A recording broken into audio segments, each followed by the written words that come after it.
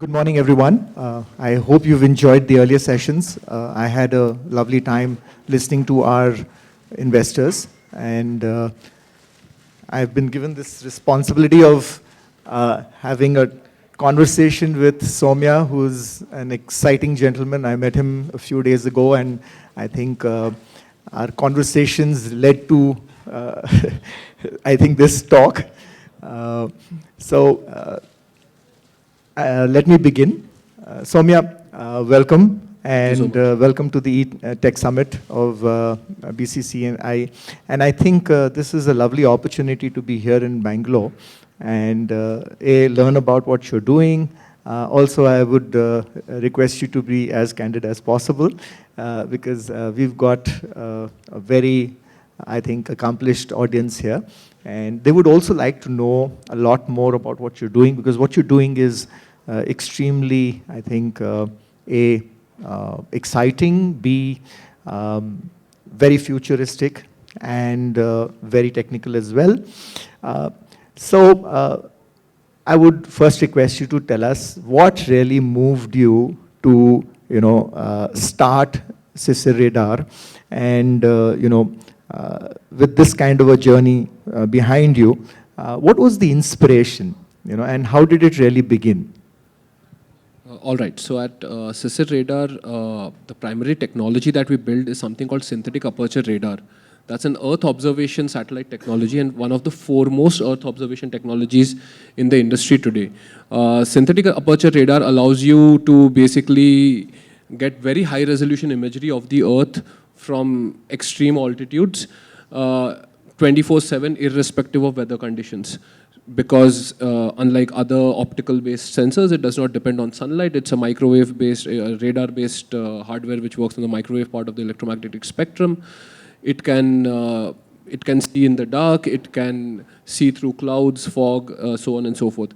It has historically had massive applications in the defense sector, but there are lots and lots of applications in commercial and civilian sectors. One of them being, is probably the only sensor that can get you very high fidelity information on land stability. If we had enough SAR satellites in India, all the landslides that we're hearing of every year now, so there was a recent landslide in Wayanad. Now you can get post-mortem data, but the real challenge is in being able to predict it. If we had enough SAR satellite constellations, we would be able to predict which are the regions which would be susceptible to landslides and earthquakes. This is one of the many myriad applications. Now, coming to your question, like what was the inspiration for this? So I'm an ISRO kid. Both my parents have served 4 decades in ISRO. My father was also the director of Space Application Center and Physical Research Laboratory, so I've always been very, very interested in science, space science and science in general, and I've grown up in that ecosystem. In my career, I started in the semiconductor industry, with one of the best companies in that industry, which is Intel.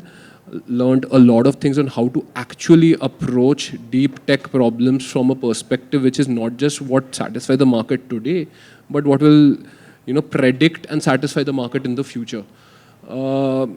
So now with the new space policy of 2020 and the subsequent policies of India Space Policy 2023 and the opening up of FDI in space, now space has become a sector which has become amenable for private companies to come and build meaningful, complete space systems.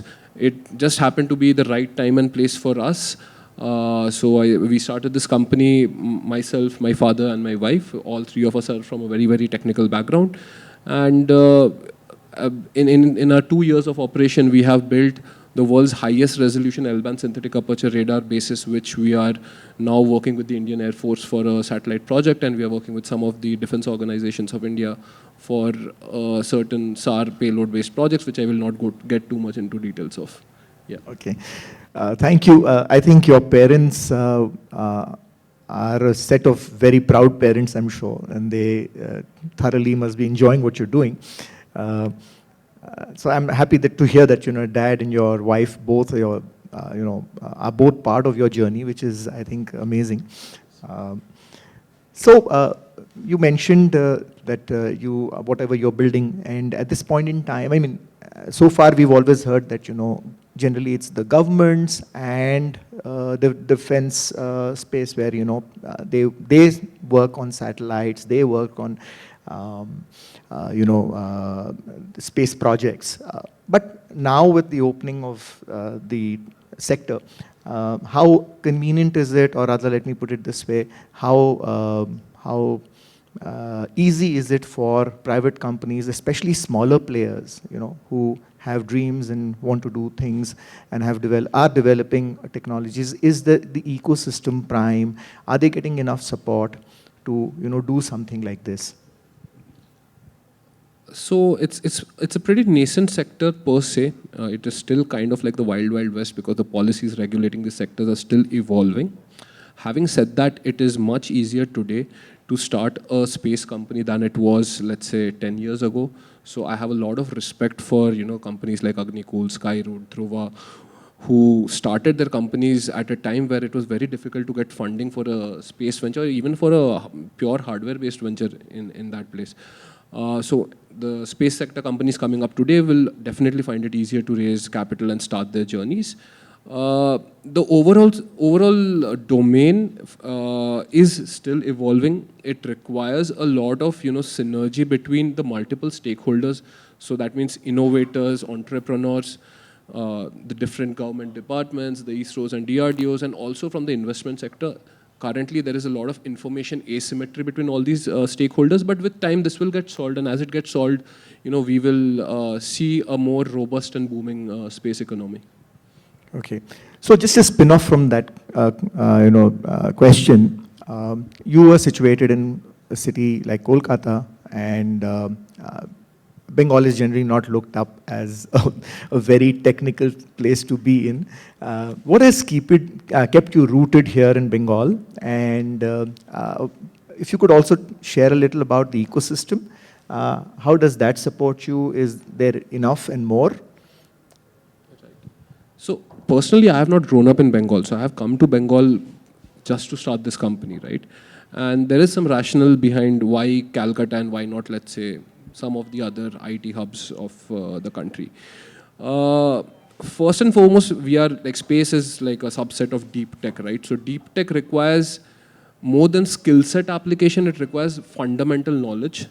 We have found that people of Bengal, because in general our culture is very academically oriented, the fundamental knowledge is deeper or is pretty good. That kind of talent pool is pretty deep in Bengal. Even from a skill set perspective, whether it is knowing different frameworks of programming or knowing how to program an FPGA or whatever, right? Like that knowledge is also there. And even if you come to any of these, go to a Gurgaon or a Bangalore, go to any tech company, a lot of your engineering leadership are Bengali people. So the talent has always been there. And where I think personally, Bengal should improve itself is marketing it. Let's take like a completely different tangential example. I had never seen Durga Puja of Kolkata till I came to Kolkata 2.5 years ago, and I was blown away. It is fancier than the carnival of Rio de Janeiro. Unfortunately, it is not as well known outside the Bengali community as it should be. It should be probably one of the hallmark things that attracts tourists from across the world to India. So Bengal needs to market itself better. You just spoke about the largest street festival in the world, and very happy that you've brought this up. A round of applause. I think this is an amazing parallel that you've drawn. Yes, and I think all the entrepreneurs sitting here today, whether you're from Bengal or not from Bengal, I think this is great to hear that Soumya actually has come to Bengal to set up a unit like this. I think it requires one more round of applause, please. I'm very inspired and enthused. I've been born and brought up in Bengal and been there, love the place. But I think this is very heartening to note that somebody working in a futuristic technology like this has chosen Bengal to, as a playground, and I think that's amazing. Thank you. That really bolsters our spirits here. Okay, going forward, I'll go back once again, and I think I missed this out earlier. Can you talk a little about your background and your experience, which actually helped you to steer the course of SISIR radar? Because I think this is something which is, I mean, really definitely that you mentioned that your dad and your mom both are ISRO. Right. So, what else was there which actually moved you further? Right. I've done my bachelor's and master's in electrical engineering from IIT Kanpur, one of the topmost engineering colleges in India. One thing that experience teaches you is not to be afraid of hard problems, right? Like the way the exams and the courses are structured, you could know your subjects in and out and still flunk the courses. That will not happen in any other college. There are no grace marks. So being able to work under that kind of stress with those kinds of timeline pressure, that is something I will attribute my college to for. Apart from that, having worked in one of the topmost deep tech companies in the world, Intel, taught me a lot about the processes and the mindsets that are required to be able to continuously innovate and be ahead of the curve in a particular form of technology. I know there's like a lot of push for bringing semiconductors to India, but those in the know, they know how much the gap is today. Like where an Intel, Samsung and TSMC is, it will take us decades to even come close to reaching them if there is a chance, right? So, that kind of mindset of, working on innovative technology, future-proof technology and backing yourself, that is something I would credit my experience in Intel with. Even my thesis work was in quantum physics, so I have never technically shied away from hard problems.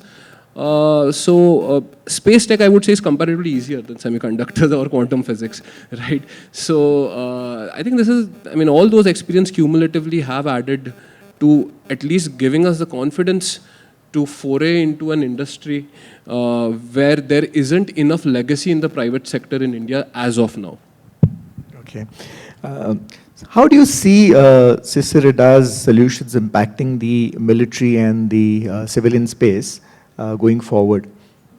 Right. So the sheer fact that you can get high resolution imagery from low Earth orbit and you can see through clouds and dust storm and so on, and you can see at night, that itself makes synthetic aperture radar one of the prime ISR, intelligence, surveillance and reconnaissance technology for the military use cases. Today, if you see every fighter plane, a modern fighter plane is equipped with a synthetic aperture radar payload. You would have heard about this Tejas' Uttam program, which is a nose cone based ASAR radar, which would also have a SAR sensing capability. So military applications primarily from a point of view of reconnaissance and being able to monitor movements under different conditions across the globe, that has a lot of value.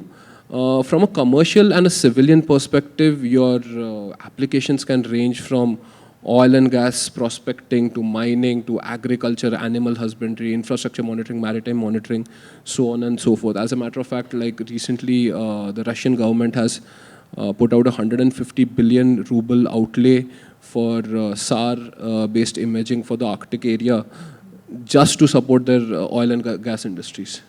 That is how important it is. Now, from an Indian perspective, yes, ISRO has demonstrated technologies, has built cutting-edge synthetic aperture radars and other Earth observation satellites.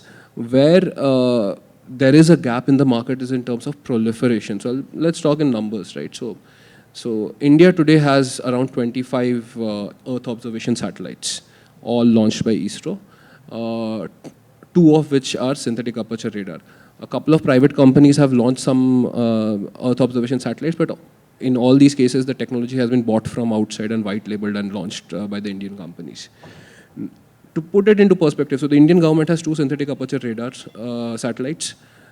A Finnish SAR startup called ISI has 30 SAR satellites. That is the delta that we're looking at.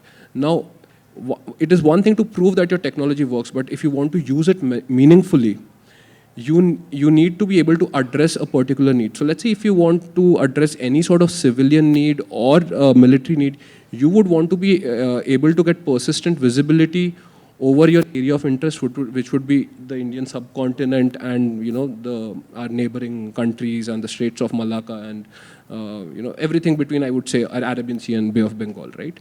Now, and you would want to be able to image that at least on a daily basis. Let's say you multiple times, I'm sure. Probably multiple times, yes. right? If you want to predict landslides or cloudbursts or whatever, you cannot wish that your satellite is overhead on the day that you require it, right? So if you want to do daily imaging, daily revisit imaging over the Indian subcontinent, you would require somewhere between 200 to 500 satellites. Wow. That is the requirement that is there. So now, given that ISRO, with its insane talent pool, with the backing of the government over the last 2-3 decades, has been able to put out 25 satellites, going from 25 to 500 or even from 25 to 100, that is not the job of one company. That's the job of an entire ecosystem. There's a space for multiple companies to come up and flourish in this ecosystem.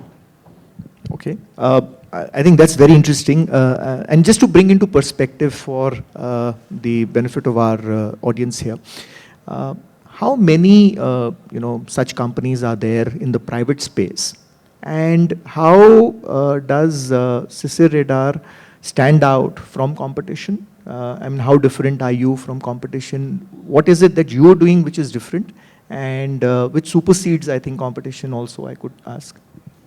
I think here, firstly, we should think, space is always going to be tied very deeply with geopolitics. And because space is a subset of defense, whether you want to accept it or not, it will always be the case. That is a way to expand your projection of power. So we should be thinking of competition from the perspective of the Indian ecosystem versus the rest of the world, especially the Western world. Today, a lot of our defense technology comes from Israel and Eastern Europe and US and Russia. We are completely dependent on foreign countries for that. Even for basic technology like, let's say, servers or semiconductor, we are dependent on foreign companies. Let's say tomorrow, there is some sort of multi-party war-like scenario where India is on the other side of the fence than the Western world, and they put embargoes on us like they did with Russia. All your unicorns, your Olas and Flipkarts and whatever, right? They will crash overnight because their tech is dependent on Amazon Web Services. Russians are not able to access good semiconductor technology today. They are approaching, companies from India to help smuggle semiconductor to them. So that is, this dependence on foreign technology needs to be solved. So instead of, we are very good at competing and fighting with each other and pulling each other down, but we should be thinking of the much bigger picture where we are all fighting together to build capabilities in India. Now, coming directly to your question, there are a few handful of companies in India that are working on Earth observation satellites, or either working on different technology spectrums or have different approaches, right? So there are, I would say, 3 basic approaches to building any sort of technology and introducing it from a use case perspective. One is to build an easier version of that technology, but find a good market fit, good application fit. Second is you outsource your technology, white label it, but you build a nice application layer on it. And the third is to innovate on the core technology itself. Where we differ from the others is we are focused on the third aspect, where we are trying to build something that is better than what the Western world can build. And we've already achieved that with one particular type of SAR payload, and we want to do that with other SAR payloads as well. Having said that, I wouldn't say that makes us better than the others. It makes us different than the others. All the players in this ecosystem are equally important, and I really wish and hope that all of us flourish. Okay, comparing apples to apples, which are the other competitors in your field, like you said, who are deep into developing the technology? So for that, we would have to go at a global level. I think the 4 major SAR players that have come up over the last 10 years or so are ISI out of Finland, Umbra and Capella Space out of USA, and Synspective out of Japan. Apart from that, your defense primes of the US and the Israeli military industrial complex also have fairly advanced SAR technology. Within India, you have the old school companies like Data Patterns that has the capability to build radar technology, and today you have other companies like PeerSight and Galaxy who are also building SAR-based satellites. Okay, so none from India. I mentioned a couple of companies towards the end from India. So PSite, Galaxy, Okay, Data Patterns yeah. from India. Yeah. Okay. Just one more thing. So you were mentioning that you're into the real development of the technology space, which is the difficult part of it. What drives innovation at SISIR, and how has it been so far? I think fundamentally it's an attitude that, why can't we be better than the others? Why can't we be better than the Western world? Is there anything really fundamentally stopping us from doing that? No. Even all your big tech companies in US today, the CEOs are all Indian, right? So why should not we aim to be better than them? Why just aim to match up with them? Why not be better than them? I think that is the fundamental driver for us. And what is the most exciting that you're working on right now currently? Definitely the satellite project. What differentiates satellite technology from other technology is not complexity in terms of, pretty much the hardware, software pretty much is similar. It's the reliability issue. So if I'm building a piece of hardware that goes on a drone or goes on an airplane or goes on a car or whatever, right? If it does not work, I can always bring it back to my lab, debug it, repair it. With satellites, you need 100% reliability. It's one and done. Either it works or it doesn't work. Repairing a satellite in orbit is much, much costlier than launching another satellite. Agreed. Okay. So you have a team. How big is your team first? We have a team of around 30 people, of which 20 are technical from diverse backgrounds. We look at fundamentals while hiring, not necessarily the particular engineering degree that they have done. A lot of them are like pure science students, a lot of PhDs in our company.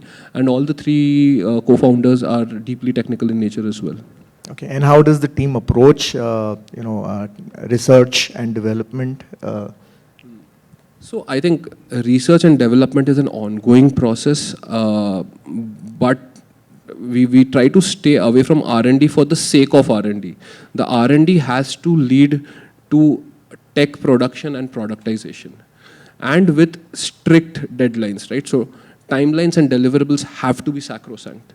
Only then your R&D will reach a certain fruition and bring impact not just to your company but to society in general. Okay, what are the biggest challenges, some of the biggest challenges that you faced, while developing and growing SISIR? If I have to be very candid, I think it's because of the information asymmetry between the different stakeholders in the deep tech ecosystem. Like when you're talking about space technology and to an investor, and when the feedback is like, oh, prove your revenue potential first. I need to be able to build my satellite to prove my revenue potential. And I cannot build a satellite in like 1 crore or 2 crore rupees funding, right? So someone has to be able to back the fundamental vision, maybe look at case studies at a global level. And while the Indian government has put forward very progressive policies in, promoting research and development of novel technologies for defense and space use cases through different grant-based mechanisms like IDEX and Aditi and all that. And your make projects, which have made it accessible for newer companies to go and vie with your defense primes to actually work for the defense companies.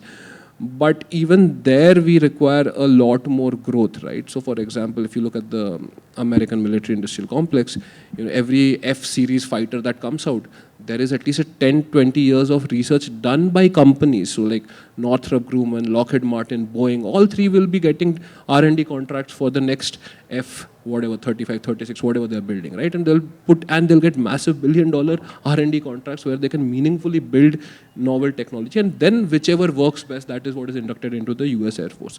So if as a nation we are looking to build true Atmanirbharta, I think companies that have the capability to do R&D and productize it and build world-class technology, they need to be incentivized better.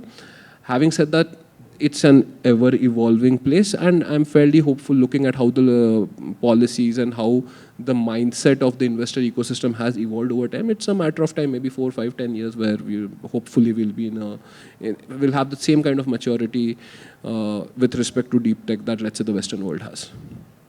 I'm sure people like you can't wait. You can't wait for capital to come in and before you actually go ahead and do things, because I mean it's a developing technology is a never-ending process, right? So in this scenario and a related question, how has your experience with fundraising been? So before this also, I have been involved in the startup sector. So I've worked in startups very closely with the founders. So I know how the whole shebang goes over there.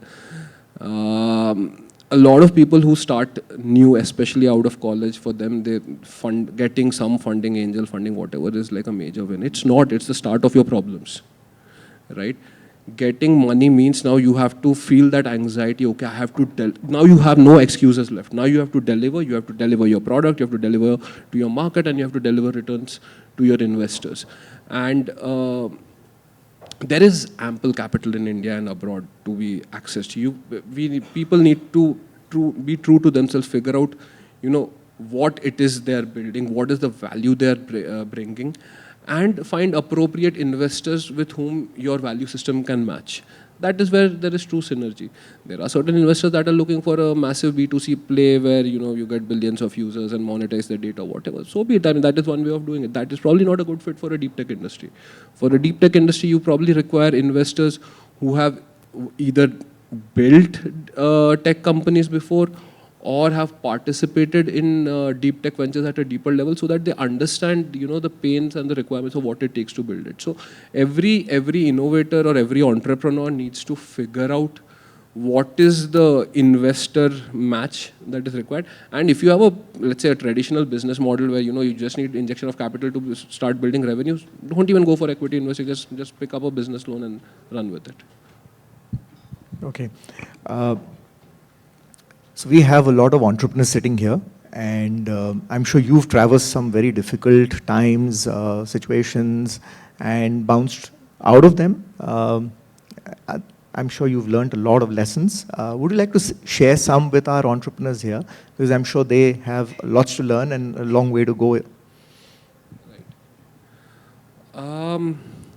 I think focus on your idea, your technology, your product, whatever you're building, and focus on building value. For some, that building of value could be getting revenues. For others, building of value could be building technological IP.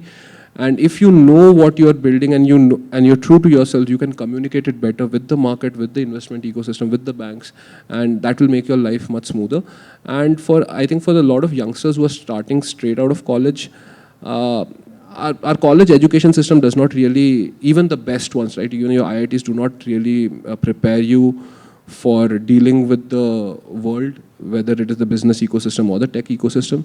So I would say spend a couple of years working with some good companies, build your network, build your knowledge, understand good practices and processes, and then use that knowledge, use that leverage to give yourself a higher probability of success when you do go out and start your own venture. Wonderful. Thank you. I think that will really help our entrepreneurs here as well. Okay, moving forward, if you could tell us a little about, what are the plans that SISIR has, in terms of research, development. I mean, how do you plan the way for the next 5 years? Because I think these are very, very exciting times and very trying times as well. Right. So we are working with multiple different companies from a consortium approach, and working with different government agencies to not just launch a single SAR satellite, but a constellation of SAR satellites that meet different operational requirements, whether they are defensive or civilian in nature. So we look forward to having the first private constellation, or one of the first private satellite constellations of India. We are also working, at least my personal philosophy is, if you can monetize something, go ahead and do it. So as a subset of synthetic aperture radar, we also do build conventional radars, and we are working on different defense contracts and tenders to deliver indigenously developed radars to the Indian armed forces. And we would be really, really happy if the tech that we are building, they can make a meaningful impact to our Jawans who are putting their lives on the line every day. Thank you. One last question before I open for questions to the floor. How do you see India placed in the, I think, majorly in the space tech space, where, you just mentioned we need almost 500 to be able to at least capture some expanse of the country and around. How do you see India faring as a country in this space? And what do you feel, how it would go with the sector being opened up slowly? What are your views? So, firstly, India is probably one of handful of countries in the world that has the capability of indigenously developing space tech, whether it's satellites or rockets or propulsion systems or ground stations. Most of this effort has been done by ISRO, and all the space tech startups are standing on the shoulders of the giants who built all this in a time when it was much, much tougher to build. People, we would have seen that Rocketman movie. They know, right? Like there were embargoes on the nation where we could not even get access to cryogenic engines, which forced the nation to build it, indigenously. So we are placed ahead of maybe 190 other countries. But having said that, your space superpowers, your US, Russia, China, are way ahead. And we need to catch up with them. Again, when I say way ahead, let me put that in numbers, right? So India's best launcher or rocket, GSLV LVM-3, has a capability of taking 10 tons of payload to low Earth orbit, which is enormous, which is great. Falcon Heavy of SpaceX can do 65 tons. SLS of NASA can do 130 tons. Starship can do 150 tons. On top of that, SpaceX has already demonstrated and deployed reusable rockets. So today, 3-4 years ago, ISRO was providing the cheapest launch in the market. Today, it's SpaceX. And with reusable rockets and super heavy rockets, they can probably bring down the launch cost by another order of magnitude or so. So if our rocketing startups have to compete with them, they will have to start building technology similar to that. Similarly, with satellite, the problem that needs to be solved is proliferation, going from 25 to 500. Our northeastern neighbor is alleged to have 500 plus Earth observation satellites. 40 of them are synthetic aperture radar. This is what is known, so it's probably more than that. They have the capability of capturing strategic points of India every 1 hour. Our capability is to observe every 15 days. So we need to, and you can choose your friends and all, but friends and enemies, but you can't choose your neighbors. So you've got to, prep for that. That's a really tall order, I must say. And all the best to you, because I think a good start is half the battle won. But more than that, I think the vision that you've got, the passion, and the vision. I think the thought process with which you're working, I think that's a long way to go for you. But I'm sure you'll be, coming out winners with a lot of good stuff happening. So I'm very hopeful of looking at the future and also following what your company is doing for the next 5 years at least. And good that you're in Kolkata, so we can meet a little more often. Okay, I'll open this to the floor now. Any questions? Yes. I'm Mivin Kulapkar from Bangalore. So you referred to vineyard. No, this flood which we have happening in Kerala. So where you said we have a challenge. And now we come to know from the parliament that central government had informed them. The state government is saying we never got the information, we got it afterwards. So is there any technology where the people who are staying there, they're not bothered about governments intimating them or alerting them? I am staying there, I get an alert on me. So then it's my decision whether to move out or not. Is there any something? Otherwise, we'll be keeping on making politics out of it. And the innocent lives will be, so then only the technology is really helpful for individuals who are there, because we get on WhatsApp various other messages which are unnecessary. But if we can get such life-saving information, that would be of great help. Absolutely, absolutely. And it's not just about building the technology and proliferating it, but also about making sure that actionable information is passed to the people who need it most. So back in the late 90s, I forget which year, there was a super cyclone in Odisha. And I just happened to be going. I was a young kid then, and I was my relatives are there, so I was traveling there for summer vacation. The death and devastation I saw over there as a young kid has, I would say, scarred me for life. Even 20, 25 years ago, every cyclone meant tens of thousands of people are dying, at the very least. And look at the cyclones, we get worse cyclones now than 20 years ago. Because we are able to predict landfall with a lot of precision, and that information is passed ahead of time, and you can do very targeted evacuation of villages and settlements where the landfall will occur. Today, when cyclones hit, you get single-digit deaths, and many times you don't get any deaths at all. The only thing that is there is like commercial devastation, which you can't necessarily avoid. But being able to save tens of thousands of lives every year, that's a huge achievement. Now, that has been done through the weather satellites. For something like landslide, you can have proxy data based on, you can predict when cloudbursts are going to happen, and the IMD, has like deep access to all this information and can pass it around. But the other part, which is like, let's say you want to, measure for land stability, or what's called technically soil subsidence, there's only one technology that does that, which is interferometric synthetic aperture radar, which lets you know the movement of soil or the vertical deviation of the terrain at millimeter level scale, which means you can even find tire tracks on sand a few hours after they have been left.